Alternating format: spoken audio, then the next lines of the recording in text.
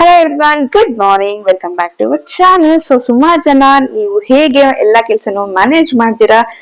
ಇವಾಗ ಧೃತಿ ಸ್ಕೂಲಿಗೆ ಕೂಡ ಹೋಗ್ತಿದ್ದಾಳೆ. ಅದನ್ನೆಲ್ಲ ಯಾವ ರೀತಿ ಎಲ್ಲಾ ಕೆಲ್ಸನೂ ಮಾಡ್ಕೋತೀರಾ ಅಂತ ಕೇಳಿದ್ರಿ. ಹಾಗಾಗಿ ಇವತ್ತು ನನ್ನ ಬ್ಯುಸಿ ಮಾರ್ನಿಂಗ್ ರುಟೀನ್ ನ ನಿಮ್ಗೆ ಶೇರ್ ಮಾಡ್ತಾ ಇದ್ದೀನಿ. ಬೆಳಗ್ಗೆ 6 ಗಂಟೆಗೆ ಎದ್ದು ಸ್ವಲ್ಪ ಫ್ರೆಶ್ ಅಪ್ ಆಗಿ ನಂತರ ಕೆಲವೊಂದ್ಸತಿ ಸ್ನಾನ ಕೂಡ ಮಾಡ್ಕೊಂತೀನಿ. ಇವತ್ತು ಸ್ವಲ್ಪ ಕೋಲ್ಡ್ ಇರೋದ್ರಿಂದ ಬರೀ ಫ್ರೆಶನ್ ಅಪ್ ಆಗಿ ಫ್ರೆಶನ್ ಅಪ್ ಆದೆ. ಫ್ರೆಶನ್ ಅಪ್ ಎಲ್ಲ ಆದ್ಮೇಲೆ ದೇವ್ರ ಸಾಂಗ್ ಮಿಸ್ಸೇ ಮಾಡಲ್ಲ. ಇದನ್ನ ಕೇಳೋದ್ರಿಂದ ಅವತ್ತಿನ ದಿನ ಪಾಸಿಟಿವ್ ಇಂದ ನಾನು ಡೇ ನ ಸ್ಟಾರ್ಟ್ ಮಾಡ್ತೀನಿ ಅನ್ನೋ ಫೀಲ್ ಇರುತ್ತೆ. ಮುಂದೆ ಪಾಸಿಟಿವ್ ವೈಬ್ಸ್ ಇಂದ ಡೇ ನ ಸ್ಟಾರ್ಟ್ ಮಾಡ್ತಿದೀನಿ ಅಂತ ಅನ್ಸುತ್ತೆ.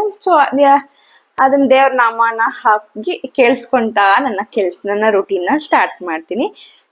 ಎದ್ ಬಂದು ಫ್ರೆಶನ್ ಅಪ್ ಎಲ್ಲ ಆದ್ಮೇಲೆ ಹೈಡ್ರೇಟ್ ಆಗಕ್ಕೆ ಅಂತ ನೀರ್ನ ಕುಡಿತೀನಿ. ಮುಂಚೆ ಬಿಸಿನೀರ್ ಕುಡಿತಾ ಇದ್ದೆ, ಇವಾಗ ತಣ್ಣೀರೇ ಕುಡಿತಾ ಇದ್ದೀನಿ.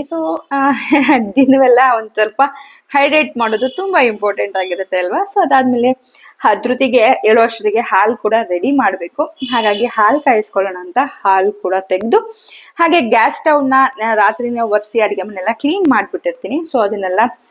ಅದೆಲ್ಲ ಚಿಮ್ನಿ ಏನೇನ್ ಇರುತ್ತೆ ಅದನ್ನೆಲ್ಲ ಹಾಕಿ ಹಾಲ್ ಕಾಯಕ್ಕೆ ಇಟ್ಕೊಂತಾ ಇದ್ದೀನಿ. ಇವಾಗ ಸುಮಾರು ಸತಿ ಹೇಳಿದೀನಿ, ನಾನು ಮಲ್ಟಿ ಟಾಸ್ಕಿಂಗ್ ನ ಮಾಡೋಕ್ ಇಷ್ಟ ಪಡ್ತೀನಿ ಅಂತ.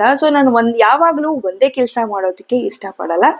ಇವಾಗ ಹಾಲ್ನ ಕಾಯ್ಸಾಕ್ ಇಟ್ಬಿಟ್ಟು ಅಥವಾ ಏನಾದ್ರೂ ಅಡ್ಗೆ ಮಾಡ್ತಾ ಇದ್ದಾಗ ಬೇರೆ ಏನಾದ್ರು ಕೆಲ್ಸನ ಮಾಡ್ತಾ ಇರ್ತೀನಿ. ಈಗ ಸಾಂಬಾರ್ ಕುದ್ಸಕ್ಕೆ ಇಟ್ಟಿರ್ತೀನಿ, ಆಗ ಚಪಾತಿ ಲಟ್ಸೋದು ಆಗಿರ್ಬೋದು, ಯಾವ್ದಾದ್ರು ಚಾಪಿಂಗ್ ಆಗಿರ್ಬೋದು, ಇಲ್ಲ ಪಾತ್ರೆ ತೊಳೆದಿದ್ನ ಎತ್ತಿಡೋದಾಗಿರ್ಬೋದು. ಈ ರೀತಿ ಕೆಲ್ಸಗಳನ್ನ ಮಾಡೋಕ್ ಇಷ್ಟಪಡ್ತೀನಿ. ಒಂದೇ ಕೆಲ್ಸನ ಮಾಡ್ತಾ ಇದ್ರೆ ನಾವು ಕೂಡ ಬೋರಿಂಗ್ ಅನ್ಸುತ್ತೆ.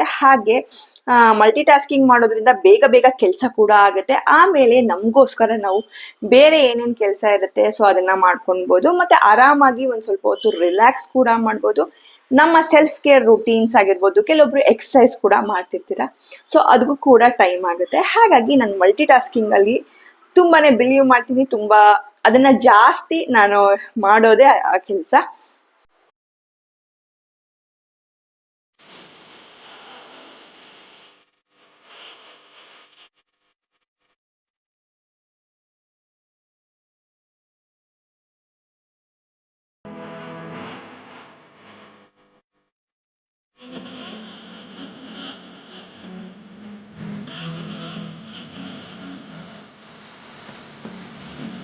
ಮಾರ್ನಿಂಗ್ ಅಥವಾ ಈವ್ನಿಂಗ್ ಅಲ್ಲಿ ನನ್ಗೆ ಕಾಫಿ ಇರ್ಲೇಬೇಕು. ಕಾಫಿ ಕುಡಿದ್ರೆ ಅದೇನೋ ಒಂಥರ ಮಾರ್ನಿಂಗ್ ಕಿಕ್ ಸ್ಟಾರ್ಟ್ ಮಾಡ್ದಂಗೆ. ಹಾಗಾಗಿ ಏನೋ ಒಂಥರ ಎನರ್ಜಿ ಕೂಡ ಬಂದಂಗೆ ಅನ್ಸುತ್ತೆ.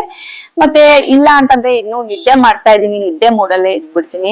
ಹಾಗಾಗಿ ಕೆಲಸ ಮಾಡಕ್ ಮೂಡ್ ಬರಲ್ಲ. ಹಾಗಾಗಿ ಕಾಫಿನ ರೆಡಿ ಮಾಡ್ಕೊಂಡು ಆರಾಮಾಗಿ ಆಚೆ ಕಡೆ ನಿಂತ್ಕೊಂಡು ಒಂದ್ ಒಳ್ಳೆ ಗಾಳಿ ಕೂಡ ಬರ್ತಾ ಇರುತ್ತೆ. ಆ ಫ್ರೆಶ್ ಏರ್ ಅಲ್ಲಿ ಬಿಸಿ ಬಿಸಿ ಕಾಫಿ ಕುಡಿತಾ ಇದ್ರೆ ಅದು ಮಜಾನೇ ಬೇರೆ ರೀತಿ ಇರುತ್ತೆ.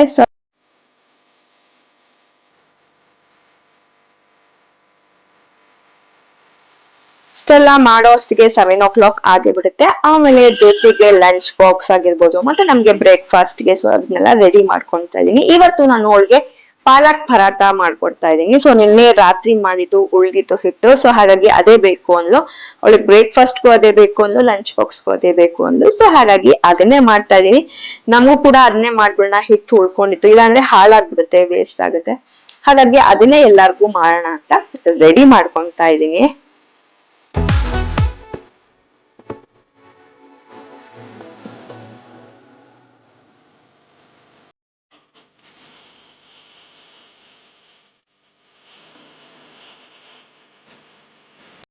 ಇವತ್ ಲಂಚ್ ಬಾಕ್ಸ್ಗೆ ಫ್ರೂಟ್ಗೆ ಬ್ಲೂಬೆರೀಸ್ ನ ಕೊಟ್ಟಿದ್ದೀನಿ. ಅವಳಿಗೆ ಬ್ಲೂಬೆರಿ ಮತ್ತೆ ಸ್ಟ್ರಾಬೆರಿ ಎಲ್ಲ ತುಂಬಾ ಇಷ್ಟ ಆಗುತ್ತೆ. ಹಾಗಾಗಿ ಅದ್ರ ಜೊತೆಗೆ ಸ್ವಲ್ಪ ಗೋಡಂಬಿ ಮತ್ತೆ ಪರಾಟನ ಹಾಕ್ಬಿಟ್ಟು ಅವಳ ಲಂಚ್ ನ ಪ್ಯಾಕ್ ಮಾಡಿದೆ.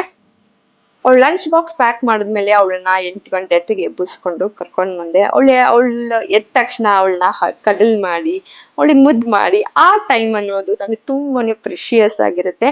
ತುಂಬಾ ಚೆನ್ನಾಗಿ ಅವಳು ಆಟ ಆಡೋದ್ ಕಲ್ತಿದ್ದಾಳೆ, ಇವಾಗ ಮಾತಾಡೋದ್ ಕಲ್ತಿದ್ದಾಳೆ.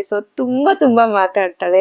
ಅದನ್ನೆಲ್ಲ ಕೇಳಿಸ್ಕೊಳಕ್ಕೆ ಏನೋ ಒಂಥರ ಖುಷಿ ಆಗುತ್ತೆ. ಮತ್ತೆ ಇನ್ನಷ್ಟು ಅವಳ ಮಾತನ್ನ ಕೇಳಿಸ್ಕೋಬೇಕು ಅಂತ ಅನ್ಸುತ್ತೆ. ಈಗ ಮಾತ್ರ ಚೆನ್ನಾಗಿರುತ್ತೆ, ದೊಡ್ಡವರಾದ್ಮೇಲೆ ನಮ್ ಕೈಗೆ ಸಿಗೋದೇ ಇಲ್ಲ. ಹಾಗಾಗಿ ಅವ್ಳಿಗೆ ತಿಂಡಿ ಎಲ್ಲ ತಿನ್ಸಿ ಆಮೇಲೆ ಸ್ಕೂಲಿಗೆ ಕೂಡ ರೆಡಿ ಮಾಡ್ಬೇಕಿತ್ತು. ಹಾಗಾಗಿ ಯೂನಿಫಾರ್ಮ್ ಹಾಕಿ ರೆಡಿ ಮಾಡ್ತಾ ಇದ್ದೀನಿ. ಡೈಲಿ ಇದೇ ರೀತಿ ಇರುತ್ತೆ. ಸ್ಯಾಟರ್ಡೆ ಸಂಡೇ ಬಿಟ್ಟು ಬಾಕಿ ದಿನಗಳೆಲ್ಲ ಸೊ ಇದೇ ಟೈಮಿಂಗ್ ಅಲ್ಲಿ ನನ್ನ ರುಟೀನ್ ಇದ್ದೇ ಇರುತ್ತೆ. ಸೊ ಅದಾದ್ಮೇಲೆ ಧೃತಿ 9:15ಗೆ ಸ್ಕೂಲ್ಗೆ ಹೊರಡ್ತಾಳೆ. ಹಾಗಾಗಿ ಈಗ ಅವಳನ್ನ ಸ್ಕೂಲಿಗೆ ಕಳಿಸ್ಕೊಡ್ತಾ ಇದೀನಿ. ಸೊ ಅಲ್ಲೂ ಕೂಡ ಅವಳು ಮಾತಾಡೋದು ನಿಲ್ಸೋದೇ ಇಲ್ಲ. ಸೊ ಎನಿ ಟೈಮ್ ಇವಾಗ ಮಾತಾಡ್ತಾನೇ ಇರ್ತಾಳೆ. ಅವಳನ್ನ ಕಳಿಸಿದ್ಮೇಲೆ ನಂದು ಇವತ್ತು ಬಟ್ಟೆ ವಾಶಿಗೆಲ್ಲ ಹಾಕೋದಿತ್ತು. ಸೊ ಅದನ್ನೆಲ್ಲ ಹಾಕೊಂಡು ನಾನು ಬೇರೆ ಬೇರೆ ಕೆಲಸಗಳನ್ನೆಲ್ಲ ಮಾಡ್ಕೊಂತೀನಿ. ಈಗ ಧೃತಿ ಸ್ಕೂಲಿಗೆ ಹೋದ್ಲು. ಸೊ ಹೋದ್ಮೇಲೆ ಈಗ ಭರತ್ಗೆ ಎಣ್ಣೆ ಹಚ್ಕೊಡು ಅಂತ ತಲೆಗೆ ಸ್ನಾನ ಮಾಡಬೇಕು ಅಂದರು.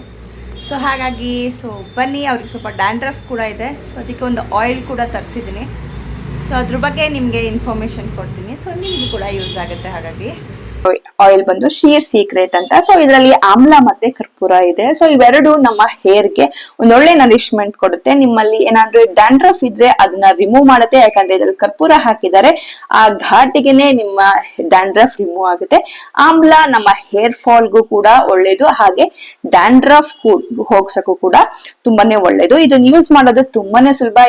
ಇದ್ರ ಜೊತೆ ಹೇರ್ ಆಯಿಲ್ ಅಪ್ಲೈಯರ್ ಕೊಟ್ಟಿದ್ದಾರೆ. ಸೊ ಇದರಿಂದ ಅಪ್ಲೈ ಮಾಡೋದ್ರಿಂದ ಇದು ನಿಮ್ಮ ಸ್ಕ್ಯಾಲ್ಪ್ ಮತ್ತೆ ನಿಮ್ಮ ರೂಟಿಗೆ ಹೋಗುತ್ತೆ.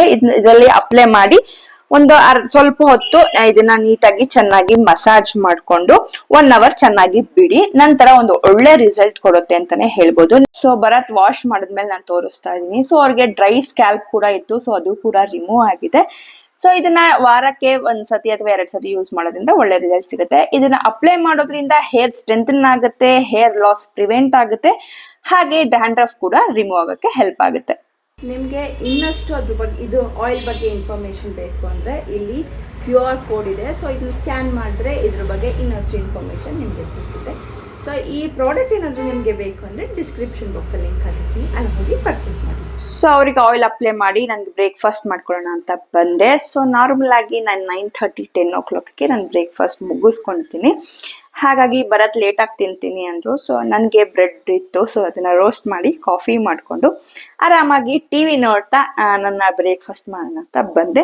ನನಗೆ ಈ ಸಮಯನೇ ನನಗೆ ಅಂತ ನನಗೆ ಟೈಮ್ ಸಿಗೋದು. ಸೊ ಧೃತಿ ಬಂದ್ಬಿಟ್ರೆ ಯಾವಾಗಲೂ ಅವಳಿಗೆ ಅಟೆನ್ಷನ್ ಕೊಡಬೇಕಾಗತ್ತೆ. ಹಾಗಾಗಿ ಸ್ವಲ್ಪ ಸೀರಿಯಲ್ ನೋಡ್ತೀನಿ. ಒಂದೇ ಒಂದು ಸೀರಿಯಲ್ ನೋಡೋದು ನಾನು. ಆ ಸೀರಿಯಲ್ ನೋಡ್ತಾ ಆರಾಮಾಗಿ ನನ್ನ ಬ್ರೇಕ್ಫಾಸ್ಟನ್ನ ಎಂಜಾಯ್ ಮಾಡಿಕೊಂಡು ತಿಂದೆ. ಸೊ ಹೇಗಿರುತ್ತೆ ನನ್ನ ಬ್ಯುಸಿ ಮಾರ್ನಿಂಗ್ ರುಟೀನ್? ಸೊ ನನಗೆ ಟೈಮಿಂಗ್ಸ್ ಮಾತ್ರ ಇದೇ ಇರುತ್ತೆ. ಸೊ ಕೆಲಸಗಳು ಆಚೆ ಈಚೆ ಬೇರೆ ಚೇಂಜ್ ಆಗ್ಬೋದು ಹೊರತು ಸೊ ಟೈಮಿಂಗ್ಸ್ ಮಾತ್ರ ಇದೇ ಇರುತ್ತೆ. ಸೊ ಏನಾದ್ರು ಹುಷಾರಿಲ್ಲ ಅಥವಾ ನನ್ನ ವೀಕೆಂಡ್ಸ್ ಅಲ್ಲಿ ಮಾತ್ರ ಟೈಮಿಂಗ್ ಸ್ವಲ್ಪ ಲೇಟ್ ಆಗಿ ಎದ್ದೇಳ್ತೀನಿ. ಇಲ್ಲ ನಾರ್ಮಲ್ ವೀಕ್ ಡೇಸ್ ಅಲ್ಲಂತೂ ನಾನು 6 o'clockಗೆ ನನ್ನ ಮಾರ್ನಿಂಗ್ ರುಟೀನ್ ಸ್ಟಾರ್ಟ್ ಆಗುತ್ತೆ. ಸೊ ಇದು ನಿಮ್ಗೆ ಇಷ್ಟ ಆಗಿದೆ ಮತ್ತೆ ಯೂಸ್ಫುಲ್ ಆಗಿದೆ ಅಂತ ಅನ್ಕೊಂತೀನಿ.